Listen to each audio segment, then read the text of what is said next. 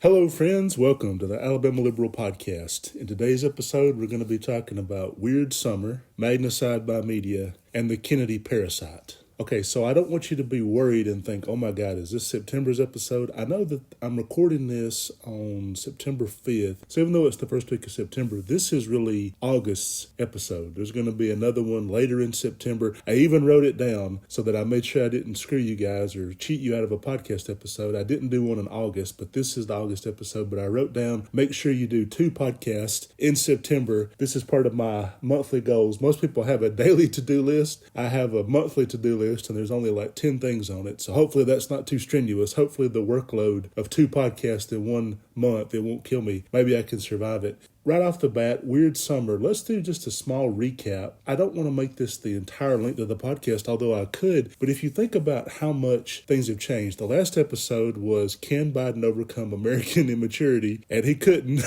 I did the whole episode that was the strong defense of Joe Biden and him staying as the nominee. And then like a week later, he's out. Literally, that episode came out like July the 2nd or 3rd. Think about how crazy this race has become and how much stuff has happened in only that 2-month period. That 2 months might as well be 2 years. You have Joe Biden dropping out of the race, an assassination attempt on Donald Trump, the RNC, which was a total shit show. I don't know if anybody saw that. I don't know if you wanted to watch that. I think you might have had a more enjoyable time being waterboarded than watching that. Then you have Kamala quickly becoming the Democratic nominee. There was maybe like 2 days where everybody's like, well, do we want Kamala or do we? No, we want fucking Kamala. You shut up. Nobody else even come in here and say anything else. We want Kamala, damn it. And that was great. I will say, like, if you listen to the last episode, it is a strong defense of Joe Biden and him standing on as the nominee. But in that episode, if you really listen to it, and don't just go by the title or the recap, but like inside the guts of the episode, what I really didn't want was an open convention. What I didn't want was Biden getting shoved out, and then there's chaos at the convention, and we don't know who the hell the nominee is going to be, and there's all this jockeying around. Because if you have an open convention, it can be anybody. It's not like a team of idiot nerds like Ezra Klein and Nate Silver and a whole bunch just helicopter in there and say, okay, here's who the most electable is, which I wouldn't trust them to pick them anyway. Nate Silver's made more and more increasingly insane comments. 2020 cycle, Ezra Klein backed Elizabeth Warren really strongly. So even if you turn it over to the SEAL Team 6 of pollsters and pundits, there's no guarantee they could pick a more electable ticket than Biden and Kamala Harris anyway. If he stays on as the nominee, after the assassination attempt against Trump, Trump is strong-looking, robust, vital, all these idiot media terms that they're like, he didn't immediately fall over dead from a heart attack after bullets whizzed in his direction. He's so strong. He-Man, our very mature and adult media. Because our media, so many of them got their jobs by just looking the part. They think that that's the most important thing. Like you turn over to CNN or Fox News or just about any of the ABC broadcasts, there's no ugly people doing the news. And so because they don't ever have a newscaster who looks a little bit different, and I'm using that term ugly, it's a hateful term, but I mean, I would welcome somebody, because you watch the BBC and a lot of those people are not like classically attractive. I would welcome somebody in the American media who looked normal and just did the news, and that was just their job. They just had a great voice and they had professional presentation and they could just do it. But you don't see a newscaster with like one eye that's different than the other. You like a heavy lid on one eye or warts on their face or their nose is crooked. You just don't see that. They're all like models. And I almost think that that's maybe not the way that the news should be, but we're going to definitely get into that later on with the Magnicide by Media section of the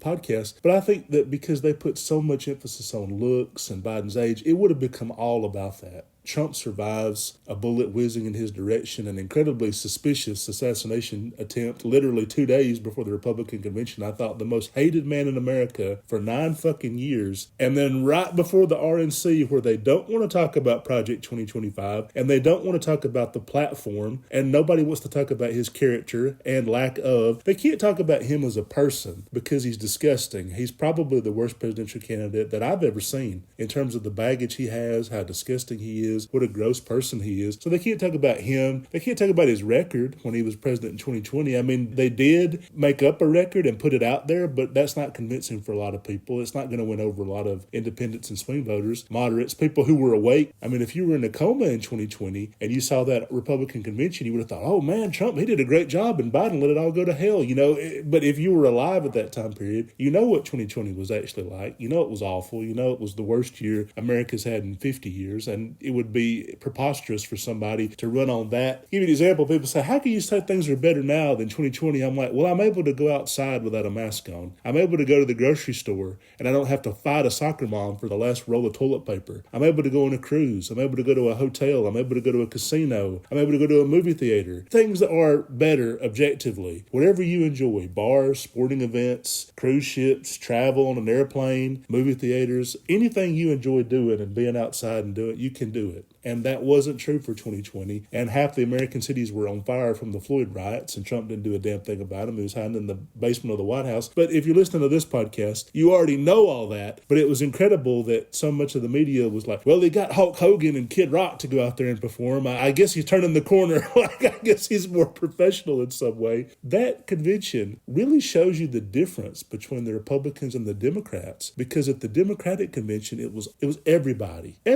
Chuck Schumer, Hakeem Jeffries, Nancy Pelosi, all the ex-presidents and first ladies, Barack Obama, Michelle Obama, Bill Clinton, Hillary Clinton, Joe Biden, Jill Biden. I mean, the Avengers came together for Kamala. And at the Republican convention, by contrast, and it was a huge contrast, George W. Bush didn't show up. Mitt Romney didn't show up. Paul Ryan, Dick Cheney, Dan Quayle, nobody showed up for this guy. There was not a single Republican ex-president. And now people say, well, George W. Bush is the only one who's alive. But still, he's in relatively good health. Why wasn't he there? The way that all the other Democratic ex-presidents, other than Jimmy Carter, who's literally on hospice care. But Jimmy Carter's even endorsed Kamala and said he hopes he lives long enough to vote for her. I mean, that's a pretty strong endorsement. But no ex-Republican vice presidents, no ex-Republican presidents, no ex-Republican vice presidential nominees like Paul Ryan. Even Mike Pence, his own former vice president, Mike Pence, was not there. Not even the first lady he's currently married to. Melania was there. She didn't show up till he literally spoke. She didn't come till night for the convention. Melania and Ivanka Trump did not speak, and they did not come till night for the convention. That was only so they could watch him speak. This should tell you something. This should be revealing to anybody paying attention. Nobody who's ever been vice president or president who's ever done the job wants this guy to win. Nobody. And you can't blame Mike Pence for not showing up, because he probably didn't feel safe. Mitch McConnell, the only high-ranking kind of veteran statesman of the Republican Party that did show up, he got booed. He tried to announce Kentucky's delegate vote for Trump, and they booed him so loud that he could barely be heard. I mean, if he'd have had to speak, like get up on stage and try to speak, it would have been a disaster. So you think, wow, this is going to win him over. Every elder statesman of the Republican Party literally can't show their face like Liz Cheney or Mike Pence or even Mitch McConnell without getting death threats or getting booed. I mean, this is crazy. Out of the people who were in his cabinet, almost none of them showed up. Almost none of them have endorsed him. I think it was Ben Carson and Nikki Haley were the only people dumb enough. And Nikki Haley getting up there and speaking for Trump. And I thought, first of all, cut the bullshit. You're going to vote for Kamala. You can endorse whoever you want and say all this shit, but you're going to mark Kamala's name down on the ballot. I bet Ron DeSantis will mark Kamala's name down on the ballot. They're all hoping she wins. Not one fucking person within the Republican Party wants him to be reelected because they don't want to deal with him. They want him out of the party. If he's reelected, his daughter-in-law is already literally the head of the RNC. So the Trump takeover of the Republican machinery, it'll be a party that belongs to one man and his family. I'm sure when he's term limited out, he'll put Don Jr. or Eric to run in his place. Like, they don't want the entire Republican apparatus to become about one family, nor should they. I'm surprised they haven't more actively fought it. There were more Republicans speaking at the DNC than the RNC. Adam Kinzinger and some others were speaking at the DNC, and I'm surprised more of them didn't come. I would have loved to have seen Mitt Romney or Liz Cheney or some others show up and be like, you can't vote for this guy. He's insane. And we've been Republicans our entire life. Liz Cheney, Dick Cheney, the Cheneys are a family dynasty. The Bushes are a family dynasty. The Romneys are a family dynasty. You've got people that are lifelong Republicans, and their parents were lifelong Republicans, and in some cases, grandparents lifelong Republicans. They've been in the party a hell of a lot longer than this guy has. And it would mean everything if they would show up and say that and be like, we've been in this party our whole lives, and we don't want him.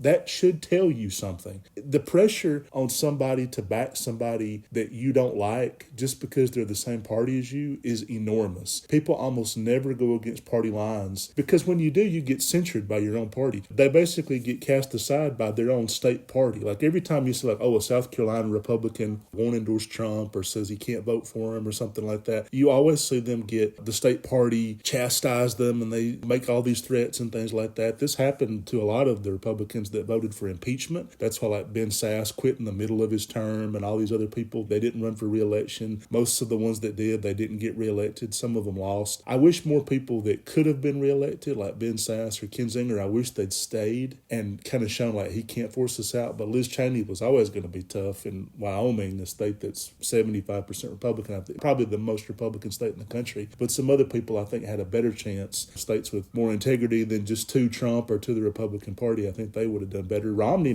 could have been reelected. I don't know if he could have or not. We'll never find out because he didn't run again. In terms of everything that's happened in the last couple of months, the assassination attempt around Trump, I won't even necessarily say that because I don't believe that bullet grazed him. People keep saying, oh, the bullet, it grazed his ear, blah, blah, blah. No, I think that's glass. And I think that the FBI didn't have the balls to be like, no, it was blown glass from a teleprompter. I don't think it was that close. Stuff around that shooting and everything, I kind of don't want to get into it. People are going to say I'm a conspiracy theorist. I kind of don't want to talk too much about the rally shooting because everybody else has already forgot about it. Oh, this is all anybody's going to be talking about now. And then the second Biden drops out, it's all about Kamala. Everybody's forgotten about it, and they should forget about it. First of all, I think it's suspicious as fuck. I don't really believe that it is entirely what it seems. And I want to go to something that a lot of people would say is unrelated and completely irrelevant. But in Slovakia, there was a attempted assassination on Robert Fico. Robert Fico is another pro-Putin demagogue, very similar to Trump. Says a lot of anti-Ukraine, pro-Putin things. He's very culture warrior, anti-gay, this and that, very much in the same mold that all these guys are in. It's funny that like fascism, we think about like, oh, the great man, the great leader, but every country who has a far-right leader, they're all the same. They all think the same, say the same shit. They all snuggle up to the church and bash gay people and minorities and all everything that's happening. It's the radical left, and these people who are supposedly like the one great man theory, the one great man to save us all, that great individual that's going to come, and they're all the same. They're cut from the same mold and they do the same things, and it's kind of funny how generic they all are. Really, they're all kind of basically come out of a cookie cutter or an assembly line. But Robert Fico is very close with Putin. He got shot in a very suspicious shooting. A 71-year-old poet supposedly decided to become an assassin in his golden years, like 5 years left to live, becomes an assassin, supposedly shot Robert Fico back in May. And these were actual bullet wounds. They said that I almost killed him. I don't know if I really believe that, but it shot him in the chest or whatever. Trump's ear scratch is certainly nothing even close to that from blown glass from a teleprompter. That was one of those things where he got shot and then started to immediately do all the things you know Trump wants to do, rounding up political opponents, blaming the radical left, blaming Ukraine, and probably Putin orchestrated it. And that could have been what happened with Trump's shooting. Doesn't necessarily tell Trump the details, but he's like, hey, something's going to happen at one of your rallies, and it's going to make you look brave. When it does happen, look brave. Because think about everything we know about Trump. The guy's a lifelong coward. Lifelong coward is going to, right after a shooting, stand up and be like, fight, fight, fight. And he's showing his exposed face to the crowd. No protection on his face whatsoever. If he really thought he was in danger, I think he would have told the Secret Service, get me the hell out of here, you morons. How could you let this happen? I think he would have berated the Secret Service. I think he would be on Twitter shredding them right now, all the security lapses and protocols that allowed him to almost get killed. I think he'd be blaming Biden, saying Biden doesn't care about my safety. He doesn't care if I almost get killed. So I think he would be irate on Twitter and Truth Social, just spreading all kind of conspiracy theories. He's not doing that. He's not spreading conspiracy theories. He's not blaming the Secret Service. He's actually exactly the same as he was, which I know people say, well, that's Trump. You know, he's a shark. He, man, has no reflective abilities. I think he would have gone deeper into conspiracy rabbit holes, except he probably knows that Putin orchestrated this. And people say, well, what if the guy had missed? The guy wasn't even a good shooter. And I'm like, well, that right there, the fact that the guy gets kicked off his high school rifle team, he's known as a bad shot, but he's able to hit Trump 150 yards away with an assault rifle. I mean, this gun, it's not a long gun. It's not a gun really used for long-range target things. I mean, AR-15 is not an accurate rifle from that distance, and he's able to scratch his ear. He's able to get that close that either the kid's a hell of a lot better shot than we've been told to believe, or something doesn't quite look right about this. And Putin doesn't care. If Trump gets his head blown off, he doesn't give a damn, because then J.D. Vance is the nominee, and then he walks into the White House. He probably thinks, well, Vance is easier to deal with because he's younger and he's more impressionable and he's easier to mold. J.D. Vance reminds me of Zelig, that Woody Allen character who changes his ethnicity and appearance depending on who he's around. Like if he's around black people for more than a minute, then he becomes black. If he's around like anti-Semites or Ku Klux Klansman, then he becomes that, so he's able to mold as a protection mechanism. That's what Vance reminds me of. I don't know what that guy really believes. I think he's all over the place. I don't know if he knows what he really believes. And that would ordinarily fill me with a good feeling, because it'd be like, okay, he's not a hardcore person like Josh Hawley. I don't think he is that. And that would ordinarily make me feel better. But the problem is, we could have said the same thing about Trump. Trump is not a conservative, not really, in any traditional sense of the word. He didn't become a Republican until a couple of years before he ran for president. The year before he ran for president, he wrote Kamala Harris a check. He wrote Kamala a campaign check in 2014. Then he started running in 2015. So he's now running against a woman that he gave her campaign money only a year before he decided that you know what, I'm going to become a Republican for president. I feel like because Trump was so all over the place ideologically, I'm a Democrat, I'm a Republican, I'm a Reform Party, I'm a Constitution Party, maybe I'm a Libertarian. I don't really know what and then he became the most hard right Republican that we've ever had. That doesn't fill me with good thoughts, because Reagan was the same way. Reagan is the second most hard right Republican we've ever had, and he spent the first half of his life as a Democrat. So J.D. Vance making that conversion from working class hero, probably somewhat supportive of unions, probably somewhat Democratic in the Southeast, as a lot of these guys were. I mean, in my part of Alabama, almost every politician, if they're old enough, if they're over 60 or 70, they started out as a Democrat, because you couldn't be elected in Marshall County, Alabama area without being a Democrat. Now they're all Republicans, and hard right Republicans. They wouldn't blink twice about letting a 5-year-old own a gun kind of Republican. That doesn't give me any relief about Vance, that he came to Republicanism a little bit later and that he said Trump is the American Hitler. He probably hates Trump deep down. I'm pretty sure his wife does. I'm pretty sure his wife may not even vote for him. During Trump's speech, they kept cutting over to J.D. Vance's wife, and she looked visibly uncomfortable. I bet she's gonna mark down Kamala's name. Probably in the back of her head, she's thinking, I hate these people. If my husband becomes vice president and then Trump eats one Big Mac too many, like he just inhales the wrong plate of McDonald's or something like that, then my husband becomes president. So that's worth it. It's worth it to be around these people if my husband becomes president, but otherwise it's not worth it. Vance, if he ran as a Democrat, first of all, he probably wouldn't have won a primary as a Democrat. I don't think a guy like that can win as a Democrat, even the primary for a big state like Ohio, or even a small state, wherever he lived. If he ran on West Virginia, I don't know if he could have won. And then he definitely couldn't have been elected. And then he definitely couldn't, only a year and a half later, be the Democratic vice presidential nominee. People on the right keep talking about Kamala Harris as a diversity, equity, and inclusion candidate. I'm like, she has more government experience than Trump and Vance put together. J.D. Vance has been in the Senate a whopping year and a half. Before that, he had no political experience. It wasn't like he was in the House for years, then he ran for the Senate. He's been in the Senate a year and a half, and that's it. Trump was president 4 years, and that's debatable if he actually was president or doing anything, and that's it. Kamala started off as the district attorney for San Francisco, the 6th biggest city in America, already a huge job, becomes attorney general for California, the biggest state in America, a huge job, becomes a senator for California, biggest state in America, an even bigger job, then becomes vice president of the entire country for 4 years. I mean, this is a great resume. If you looked at Trump and Vance and looked at their combined political experience, it would not be as impressive as Kamala Harris. More than a little insulting that people keep calling her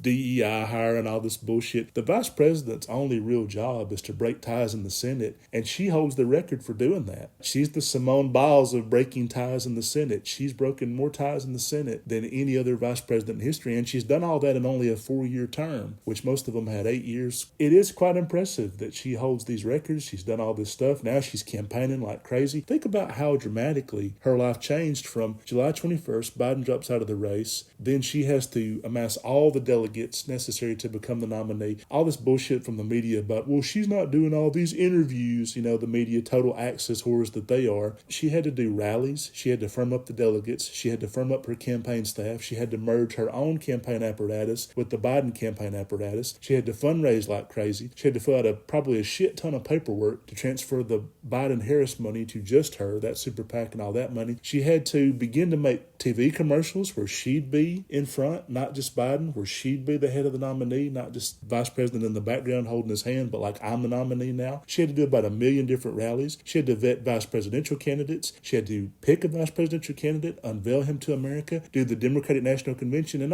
one night in the Democratic National Convention, she literally went to Milwaukee, the city that wishes they'd have the DNC instead of the RNC, and do a big-ass rally in Milwaukee that brought in more people than Trump's rally did there. I would say she was a little bit busy. I could see we're sitting down with the same damn people who pushed out Biden, Jake Tapper and George Corporatopoulos and Dana Bashbot and all the others. I could see we're sitting down with them. Wasn't really a huge priority for her. These people who don't like Democrats, don't like antitrust legislation, want Lena Khan out as the FTC chair when she's done a great job. She's protecting us. People who kind of like price gouging, barely mention a word about cost of living because they're multimillionaires and all they really give a shit about is their tax breaks, if we're being honest. All they really care about is Kamala going to raise my taxes 2%, and then I can't buy an island in St. Bart's. I can't buy a small island in the Bahamas that I want personally for myself, and that's not fair, and she should push out Lena Khan and all the progressively economic people, and if she won't do that, then I'm not for her. Those people never discuss cost of living because they don't have the same cost of living, and all they talk about is frivolous bullshit like poll numbers and who's raised the most money. Talk about that instead of the Kroger-Albertsons merger where grocery prices could basically double because there's only one game in town in most American cities. I could see where it would be like, I can get my message out better myself at these rallies than I can sitting down talking to you, letting you pick apart one sentence in a 30-minute long conversation where you don't feel like I answered it as smoothly as you thought I should have. And that's exactly what they do. They have people like Biden or Harris or Tim Walz or whoever it is sit down for 30 minutes, and when they ask them one question where they took them 5 seconds to think of a good answer around minute 12 or whatever, aha!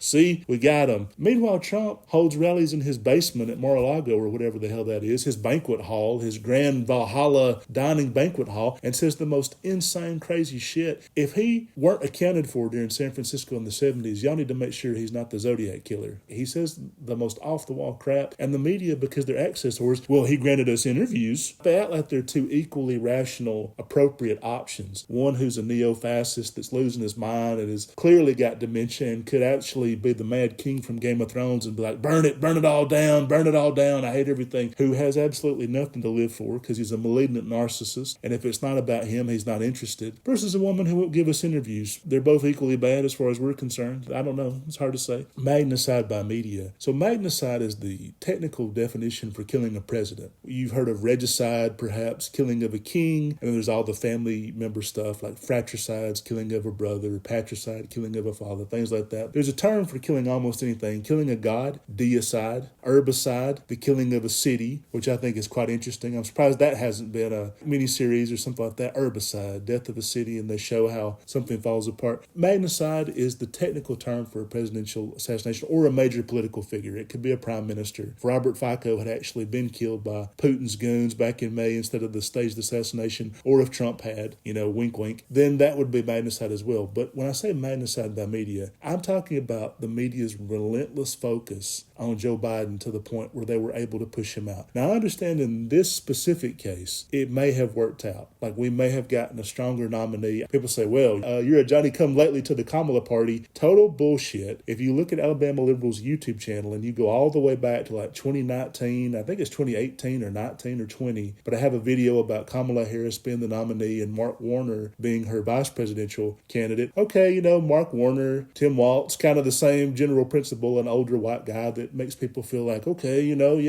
this is what we need. And I've been backing her for a long time. 2018, 19, I wanted her to be the nominee. In 2020, I loudly wanted Biden to pick her as vice president. And so I've been backing her for a long time. I questioned if pushing Biden out at the 11th hour and then having her take over, if that would be a good thing, because then she's got to become the nominee and she's got to campaign and she's got to do all this stuff in only 4 months. I didn't know if that timeline was too condensed, and I thought it might be better if he were reelected and then a year or two now he steps down and she just becomes the president. So it may work out. Something that hasn't been successful in a century, because the last 2 times an incumbent president could have been the nominee and they weren't, was LBJ in 68, where Hubert Humphrey, his vice president, got beaten by Nixon, and then Harry Truman. So it hasn't historically worked out that an incumbent president doesn't run again. It may work out this time, and I hope that it does. Boy, I hope to hell that it does. That may work out, but it wasn't like the media was trying to help us by trying to instigate this pushing out Biden or whatever. People say, the media,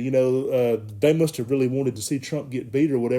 They don't give a shit. I mean, give me a break. You think that they care if Trump is reelected to a 4-year term of pure carnage and chaos? I mean, you think that that's why they were doing all that? Like George Corporatopoulos is literally interviewing Biden and talking about what a bad job he's done. And then Jake Tapper and Dana Bash, they threw one of the worst debate moderator performances I've ever seen. They're not doing this to help Democrats. That's not what they're doing by trying to push Biden out and get a stronger nominee in Kamala. And it's been interesting that some of the corporate donors, I think this is revealing, some of the corporate donors who were holding funds for Biden, they were really reluctant to keep giving money to Biden. They've now given money to Kamala, and they've been like, oh, and if you can, get rid of Lena Khan. Like Reid Hoffman, they've already made it clear that they'd like to see Kamala put in a different FTC chairwoman. Yeah, I guess you probably do. I guess all the people that have basically formed a monopoly over the economy, I guess they don't really like Lena Khan because we might have actual antitrust enforcement for the first time in over 50 years. So I guess they're not really happy with her performance that she's done, but I'm incredibly happy with it. Blocking the Kroger and Albertsons merger, that's just a really great example of exactly what the FTC should have been doing for the last 40 years. And because they haven't been doing it, that's why unions are down, wages are down, prices are up. Two huge companies, when they merge and get even bigger, I don't see how anybody can look at monopolies in almost every industry is either a monopoly or close to it. We've talked about that in previous podcast episodes and think that that's going to make prices go down. When you have all these Trumpers basically being like, God damn Biden, it's Biden's fault the McDonald's biscuits have gone up 20%. That's almost how a little kid thinks about this. The food supply chain is privatized from top to bottom. The meat producers, there's only 4 real meat producers. So is that Joe Biden's fault that Tyson sets the price of their own chickens? No, it isn't. That's Tyson that's doing that, the price gouging. Then you have candy companies like Mars and Hershey, soda companies like Coca-Cola and Pepsi, cereal companies, General Mills and a couple of others, grocery distributors, Kroger and Albertsons being 2 examples in LA specifically, where the nearest grocery stores to me, there's Vons and Pavilions, which are owned by Albertsons, and they're too expensive. I don't really go there because in my mind, I'm like, this is the same shit they got at Ralph's, but it's $2 more for everything. So you go to Ralph's, which is owned by Kroger, but if Ralph's, Vons, and Pavilions are all part of the same company under the Kroger-Albertsons merger, Ralph's prices will go up to where Vons and Pavilions are. Variety is essentially the same thing, but it's just the prices will go up because they can, because there won't be any real competition except for Trader Joe's, maybe, whose prices have also gone up. Amazon Fresh and Whole Foods, they're owned by the same damn grocery giant, Amazon. Amazon owns Whole Foods and Amazon Fresh. Then you look at this and you think, okay, so this is where we're getting why the food prices are so out of control. And it doesn't really have anything to do with Biden or who's president at that exact time period. Republicans saying that are almost like children in trying to blame it off on him. And you say, yeah, but are you against private equity? We talked about in previous episodes, the guy who owns Arby's and Subway and Auntie Anne's, Jimmy John's, bought up all these different fast food companies. Are you against private equity being able to own a dozen different fast food companies? Well, no, that's the free market. Well, are you against the Kroger-Albertsons merger?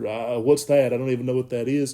Because they're not really doing the work into seeing like, okay, 4 companies control the majority of pork, beef, and chicken in America, and naturally they raise their prices. A Kroger executive admitted to the FTC that they had price gouged milk and eggs. Oh, wow, the private companies that control this shit have raised prices unnecessarily and price gouged. It's not really inflation, and certainly not because of a stimulus check that went out 4 years ago. You heard people say that, but like, well, it's that third stimulus. That's what's done it. I'd love to know where these people live that $2,000 in stimulus money can sustain somebody for 3.5 years. That is such a windfall for people. Like, I don't know what the hell they're talking about. I'm very frugal, and I couldn't make that last more than a few weeks. I don't know who people are meeting that they're able to stretch that out for 3.5 years, and therefore, oh, well, I don't want to work anymore because I got that one stimulus check 3.5 years ago, you know? I'm not sure what the hell they're talking about. I don't think they know either. So Magnicide by media would be referring to, it may have worked out this time, but what about the next time? What about 2028 when we have like an economically liberal or progressive nominee? What if it's Kamala again? And they'd prefer a more economically conservative nominee. They'd prefer somebody that doesn't care about unions and isn't working to enforce antitrust enforcement. What if they do this again, where the big donors withhold $90 million in campaign donations? What if 8 years from now, AOC is the nominee? She won the nomination, and she's on track to beat whoever the Republican is. I'm sure they'll still be running chumps, probably Don Jr., Eric at that point. So they'll still be running chumps, and she's able to beat them. But they insist that, oh no, she's not electable, and we're going to withhold our donations. She has no money to run a campaign with. Maybe you should put up Joe Manchin Jr. or whoever they can find at that point. And so I am concerned about that. I'm concerned that it sets a precedent because Biden very adamantly wanted to run again. He wanted to be the nominee. He wanted to be reelected. He did not think his time was up. It wasn't like, well, I really wrestled with this and my demons. I mean, he agreed to that early debate, not because he thought he was going to blow it and because it was going to inspire all these people to push him out. He thought, well, this will focus people. They'll realize I'm the nominee and Trump's the nominee and it's between me and him and that'll make my poll numbers go up. That's what I heard anyway. That's what he said, was that it would really focus people on the choice between those two instead of constantly fishing around for alternatives. Instead, it completely did the opposite. It led to about a month of chaos where everybody wanted him to drop out and he was determined not to. He really didn't want to. I read articles about it was Nancy Pelosi that was orchestrating all this against him, trying to push him out, and he was really adamant not to do that. So it wasn't like it was totally his decision. I mean, it was. I'm glad that he did the right thing, and when he dropped out, he immediately endorsed Kamala, because that was something else I heard too, was that Nancy Pelosi and Obama, they were thinking about an open mini primary at the convention. They wanted to have an open convention and then have it decided there. And he was like, no, we're not having this bullshit. So by him immediately endorsing Kamala when he dropped out, I do think that allowed Kamala, she might have been the nominee anyway, but it allowed her to immediately become the nominee. I mean, she was the nominee within less than a week. She had the delegates pretty much by the third day. Once he endorsed her, and then some major big endorsements, like most of the people she would consider for vice president, Mark Kelly, Josh Shapiro, people like that,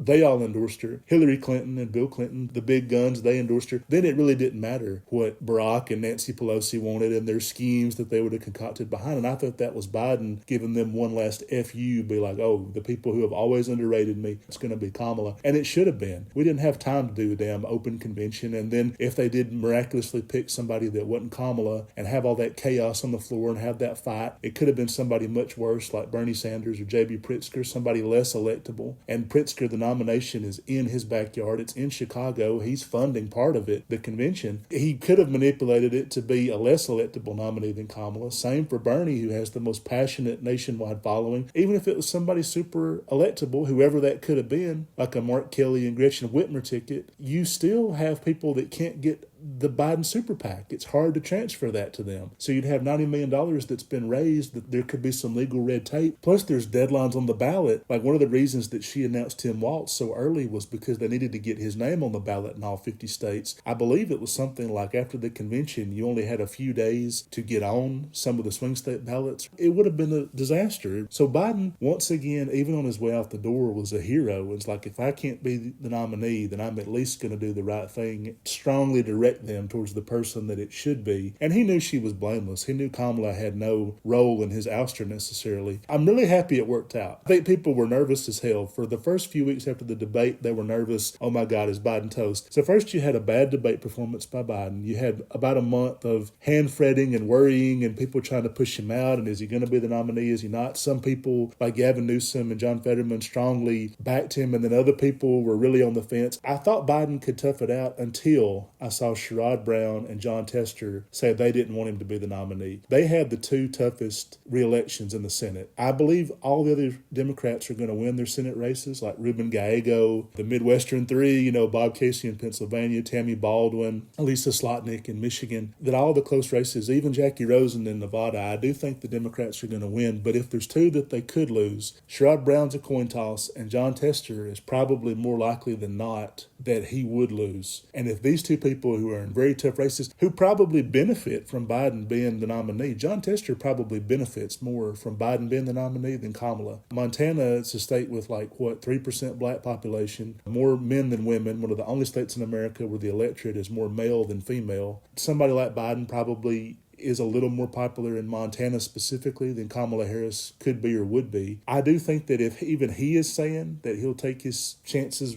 without Biden, I kind of knew right there that Biden was there would be no way for him to continue. So you have a bad debate, people hand fretting, the attempted assassination on Trump, the RNC, Biden leaving the race the Sunday after the RNC, which is brilliant because then the media, all they're talking about the next week, they've forgotten about the RNC. They've forgotten about Trump's insanity. And and being like, well, no major Republicans showed up. We got Dana White, the UFC guy, to introduce me or something. I thought, was this a coup? Like, he was talking about it. Like, I couldn't believe we got him. And I thought, wait a minute, a guy running for president of the United States, the Republican nominee for president, and an ex-president, and the most well-known politician in America, he thinks it's a coup to get a UFC executive to introduce him and give this. Like, I'm sorry, like, why do you think that that's such a get? At the DNC, you got fucking everybody from Oprah to Pete Buttigieg to all the ex-presidents to fellow Republicans. I mean, you got everybody there, and you think like, oh man, Dana White, can't believe we got this guy. I cracked up when he said that. So you have the RNC, Biden drop out, Kamala becoming the nominee, Tim Walz becoming the vice presidential nominee, all the other stuff that's going on in that interim. JD Vance, see, I even forgot about it. I'm like, JD who? Him becoming the vice presidential nominee on Trump's side. So in this 2-month period, it's actually been quite a race, which is surprising to me. I was talking about only a few episodes ago that Trump versus Biden, it's the first presidential rematch since 1956. When Adlai Stevenson ran against Eisenhower a second time, he's like, well, I got beat pretty thoroughly in 52, but it's going to be different in 56 against the popular incumbent. I'd love to know somebody's theory on how that happened, that Adlai Stevenson was the nominee a second time. I guess nobody else wanted to do it. Everybody else wanted to wait till 60 and run or something because they're like, Eisenhower's not beatable. So he's the only guy they could find to do it. Previous episodes, I was talking about this is so bad that in 2020 we had these two older guys, both of which I'm kind of tired of talking about for different reasons. Trump, I'm just tired of talking about him. I'm just exhausted with him. He's boring as shit to me personally, and I don't even like to watch him when he's on TV. I turn the channel. When he's on TV, it's like a jump scare. It's like a damn ghost pops out of the horror movie. I turn the channel.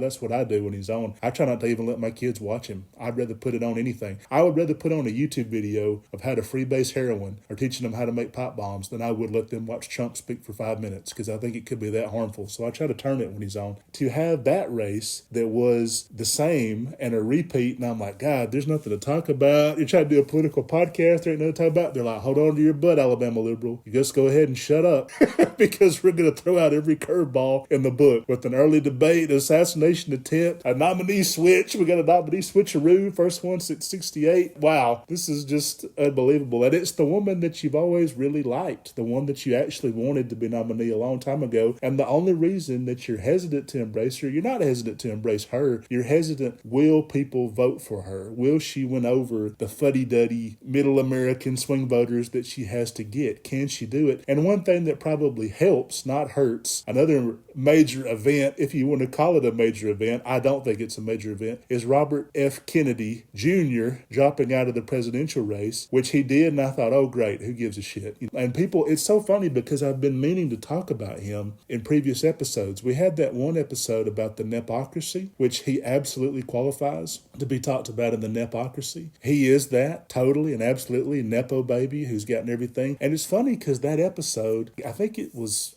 99 or something like that was about the nepocracy. I list 150 nepo babies in Hollywood, and there were people that I forgot about because now I'm watching TV and I'm like, oh, there's Martha Plimpton, she's George Plimpton's daughter. Oh, there's Jason Ritter, he's John Ritter's son. Oh, George Clooney, I forgot George Clooney, one of the biggest around. Rosemary Clooney's nephew, and absolutely benefited from nepotism to get where he is, and yet you hear him tell it, and he's this working class hero, boy from Kentucky who worked his way up the tobacco fields, totally happened to be worth $500 million. I bring him up because there was all these stories about, oh, he didn't want Biden to continue as the nominee, and he wrote this op-ed and released it. And then now they're asking him, what do you think about Kamala? He goes, I'm so happy Kamala's the nominee. And I thought, what you care about is different than what I care about. He got in a beef with Biden because right before Biden dropped out, forgot exactly the context, but Amal Clooney was basically saying Netanyahu was a war criminal and they'd issued war crimes charges against him or something that Amal Clooney had worked on. Biden wasn't for that. And Clooney called the White House to complain about this. He's like, I don't think that's fair. If you're to the point where you can call the president of the United States and fucking say you don't agree with something personally, like you can get him on the phone and you can complain to him personally about something he said or something he's done. Why? Because you were in Batman 25 years ago? You won an Oscar for Syriana, a movie that's pretty good, but I think most people have kind of forgotten about it. You've barely worked as an actor in the last 15 years, and you're best known for being an actor actor. I was in the Ocean's 11 films. I'm going to call him up and tell him what I think about this. I thought the audacity of celebrities, and the Democratic Party does have that apparatus, which is unfortunate. I call it starfucker culture. And in one of the first podcast episodes we ever did, way back in season 1, like 8 years ago, I said the Republicans have trickle-down economics and the Democrats have starfucker culture. With the Republicans, it's these captains of industry. It's these billionaire oil executives that can call Trump up and talk to him about whatever they want. And Trump will even say, I'll get rid of Biden-era regulations if you give me $1 billion.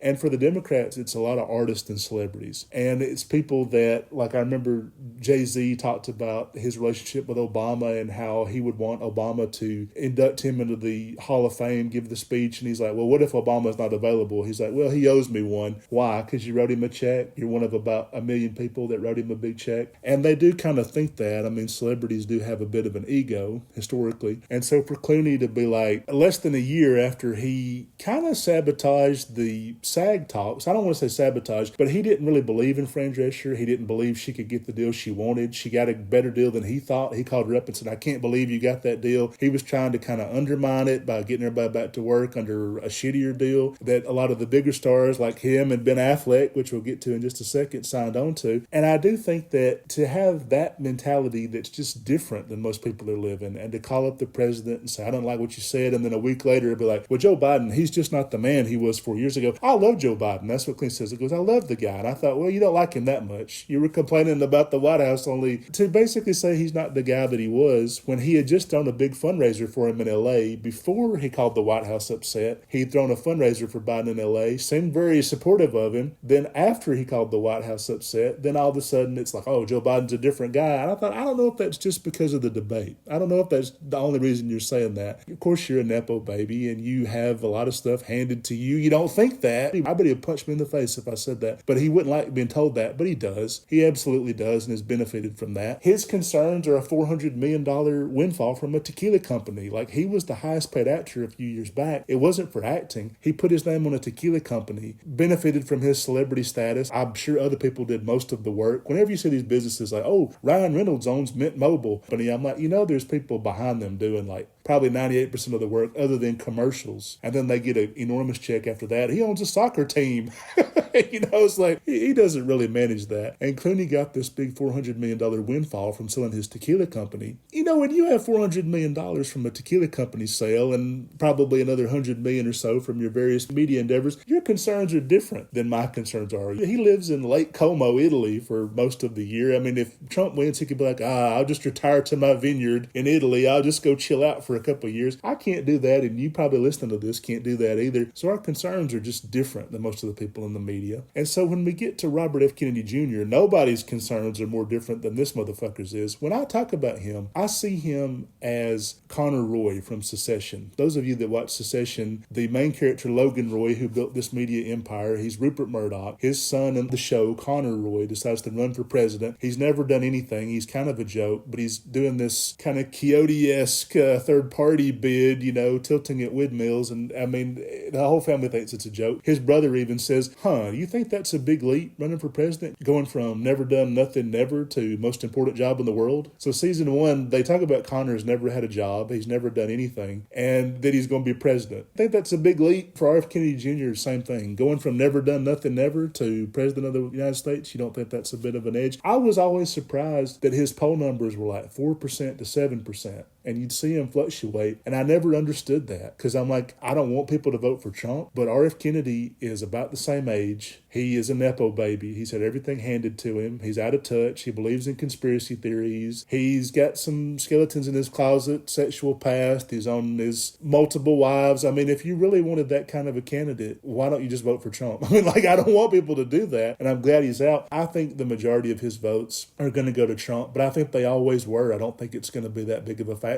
When he dropped out and endorsed Trump, because they tried to do their own maneuver like Biden did. Right after the RNC, Biden drops out. He endorses Kamala, and that's all anybody talks about the next week. Trump's RNC and his assassination attempt were gone. They were out of the news. Really kind of feel everybody's forgotten about it, and they should. When people bring it up, they're like, well, I'm going to vote for Trump because of the assassination attempt. That'd be the dumbest reason ever. It hasn't changed him at all. Before that rally in Butler, he was a criminal sociopath who wanted to be a tyrant of the United States. States. After the rally in Butler, he's the same damn thing with a bandage on his ear for about 5 days. Literally. Nothing changed that guy at all. He's still the same criminal. He's still got the same mentality. His proposals are still the same. Everything about him that scares the hell out of you, nothing changed because of the shots that were fired in his direction. In fact, it's probably going to make him more crazy because now he has an excuse when he gets elected to be like, we got to round up the radical left and they're all crazy and they're hurting me and we got to get them all here. It's just an excuse for him to do the shit he wants to do anyway. The stuff he's always fantasized about doing, that's his excuse to do that. It'll be used for that. The same way when 9/11 happened, W. Bush, they did things that had nothing to do with 9/11. Invaded Iraq, had nothing to do with it. The Patriot Act, Homeland Security, I mean, these were excuses to do things they'd been wanting to do forever. And Trump would use that assassination attempt the same exact way. 6 weeks into his office term, you watch if he's not, well, we now need to keep tabs on certain individuals. And then they'll all be liberals and things that's already been laid out in Project 2025. Project 2025 already talked about this stuff before shots were even fired. So it's just a back window and a motive into what he wants to do anyway. I don't think that assassination attempt changes a damn thing about who Trump is. I think that's a terrible reason to vote for somebody. And an even worse reason may be R.F. Kennedy Jr. swam out of the right ball sack 100 years ago. He's somebody's son,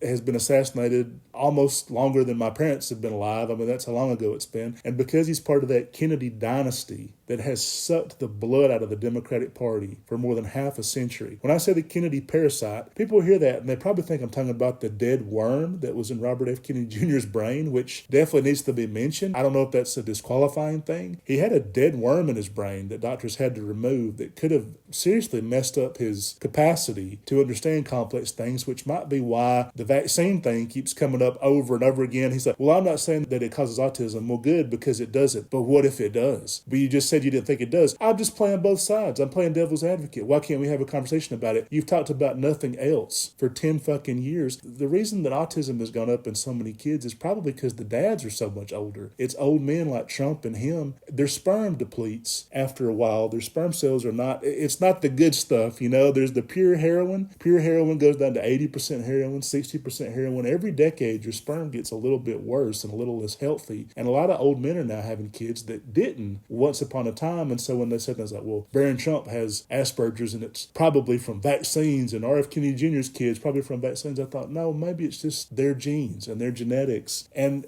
I'm not saying it's a terrible thing to be like that, but because they can't point the finger at themselves, they're having to find, oh, yeah, I bet it's vaccines, you know, or something. I mean, just increasingly outlandish things that couldn't possibly be connected to it. There's lots of things it could be, and I'm sure some of it's environmental factors. We now have more pollution than we've ever had, but it's not related to vaccines. But he is stuck on that. But in terms of the Kennedy parasite, not just the dead worm in his brain, it's the entire Kennedy family. I thought about this, and I thought, okay, before he decided to challenge Joe Biden, he's fulfilling a long Kennedy legacy of doing this bullshit. His own father, Robert F. Kennedy Sr., challenged LBJ for the nomination in 1968. LBJ could have been the nominee in 1968. He was running again. He did seek the nomination, but he thought Robert Kennedy was going to beat him. He thought he was going to lose to him. So he bowed out versus running again. And that allowed Nixon to basically take control. And so the Kennedys primarying an incumbent president, his dad did it in 68. Ted Kennedy did it to Jimmy Carter in 1980, thus allowing Reagan to come in and win tremendously in 1980. Now Robert F. Kennedy Jr. is doing it to Joe Biden this cycle. And the only thing probably preventing the pattern, because LBJ gets primaried in 68, the Democrats lose. Jimmy Carter gets primaried by Ted Kennedy in 1980, the Democrats lose. Robert F. Kennedy Jr. runs a third-party bid against Joe Biden in 2024, the Democrats easily could have lost. And the only thing preventing that was Kamala entering the race. It's kind of funny that R.F. Kennedy Jr., he drops out when Kamala enters the race because she surged in the polls. But before, when he was hurting Joe Biden a lot, and Trump was always 2 to 3 points ahead of Biden in literally almost every poll, oh, I think I'll stay on there till November. Then once it became clear, like, oh no, now it's going to be RFK and Trump splitting a lot of the same votes for older white people that want a 70-year-old white guy to be in there. Oh, now he's got to drop out. And then all that support and cash flows to Trump. I think that reveals who he was trying to help the entire time. And you can't sit there and be like, I'm for change. I'm trying to mount a third-party bid. I'm trying to stop the two-party oligopoly in politics. I'm a breath of fresh air. I'm an independent. And then the only reason you're even being considered is because you're tied to the most dynastic name in the Democratic Party, the most blood-sucking leech name in the Democratic Party, is the only reason you're even being thought about. Kennedy family has been doing this to the Democrats forever. The dad, Joe Kennedy, worked in the FDR administration. He helped FDR do some economically liberal and progressive things, and he stopped other progressive things. But Joe Kennedy had his roots in the FDR administration. His son, JFK, gets elected. RFK, Ted Kennedy, now RFK Jr. Even a couple of years ago, Patrick Kennedy, this squirt congressman in Massachusetts, he thinks like, you know what Massachusetts needs? They need me, not Ed Markey. He tries to primary Ed Markey for the Massachusetts Senate seat. He loses, thank God. But he had that upstart mentality of like, you know what they need? More of me. That's what they could really use. I even saw where one of the Kennedy women is now dating Ben Affleck. And I thought, goddamn Kennedys, you have gone too far now. Because now you're going to bust up Ben Affleck and J-Lo. Ben Affleck, first of all, pull your head out of your ass. I mean, really and truly, like I look at that guy, everybody's like, oh, well, it must be tough being married to J-Lo. And I'm like, you know what's really tough? Being married to a guy who doesn't fucking know his ass from a hole in the wall. And I know I've already shit on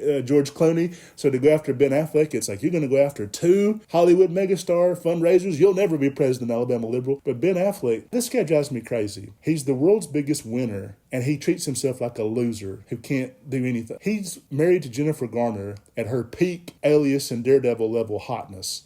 Like when she's in Daredevil and Alias and Elektra and all those movies, that was the hottest she's ever been. He marries her at that time period. He dates Gwyneth Paltrow back when she was kind of a hot commodity. Jennifer Lopez back then when she was the hottest woman on earth. And then now when she's the hottest woman over 50 on earth. Really and truly, I can't think of a 50-year-old woman who is as hot as Jennifer Lopez. And he's married to her and he just throws it away. It's like it's no big deal. He dated Ana de Armas before Jennifer Lopez. He's won an Oscar for writing a script and then separately for producing a Best Picture winner, 2 different movies, and he's played Batman. You know how many actors have won an Oscar for screenwriting and played Batman? 1. Ben Affleck. That's it. That's the only one who's ever done it. You wish you could trade places with him. And yet every time you see him, he's got his head down, he's moping, like, oh God, I hope this doesn't fuck up my sobriety. You know what needs to fuck up your sobriety? Me dunking you in a cold-ass freezing tank of water and nearly drowning your ass. And when you're almost half dead, I pull you out and electrocute you until then you almost die. And then maybe your mind will be right. Get your mind right, half-wit. And then to have this guy running around being like, well, Jennifer, she likes the spotlight. I don't like the spotlight. You've been a famous actor for 30 years, and I've never seen you date anybody that wasn't a huge celebrity. You like the spotlight a little bit. Like, let's cut the bullshit. And what bothered me was she makes this documentary, or whatever it was. I haven't watched it, but it's a movie about their love story. And she's out there like, he's the best man I've ever known. He's the greatest father that I've ever encountered. He's better than all my exes. He's my favorite ex. He's the love of my life. He's incredible. He's the best man ever. And your wife says that about you, and then you run out the fucking door. Then you leave her immediately. What the fuck are you thinking? Like, you know how many husbands wish their wives talked about them like that? Most wives are like, my husband ain't shit. He won't take out the trash. I can't even get him to change the dishes. I mean, most wives do not talk about their husbands like that. And so they're like, oh, she embarrassed him making this documentary. This movie about how he's the best guy ever and the love of her life, that shit embarrassed him? Are you fucking kidding me? Like, what is wrong with this man? The hottest woman on earth is like, oh, you're amazing and I love you and I'm so glad we found each other. Yeah, I gotta go. I gotta bounce. I can't be around this. And then he goes and like lives in Jennifer Garner's bungalow or something. Like he got a house right next to hers. Like she's his mama. No, like I remember when he was having her take him to rehab, they had already gotten a divorce and then she takes him to rehab years ago. And then now he's running over there and being like, oh, Jen,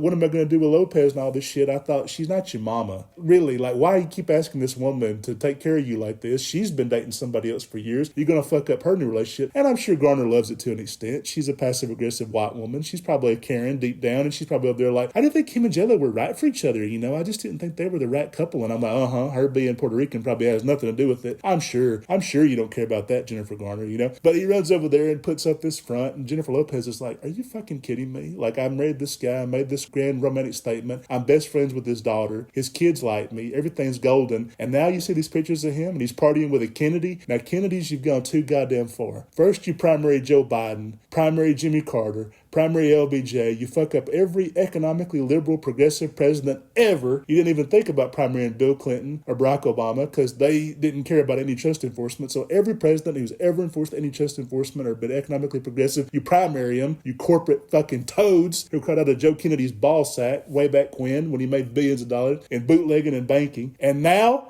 you're going to bust up the love story of the century, Ben Affleck and Jennifer Lopez, and have him be with you? You've gone too fucking far, Kennedys. The Kennedy parasite must end. Okay, everybody, thanks for listening. Stay tuned for the next episode, which will hopefully be in a couple of weeks.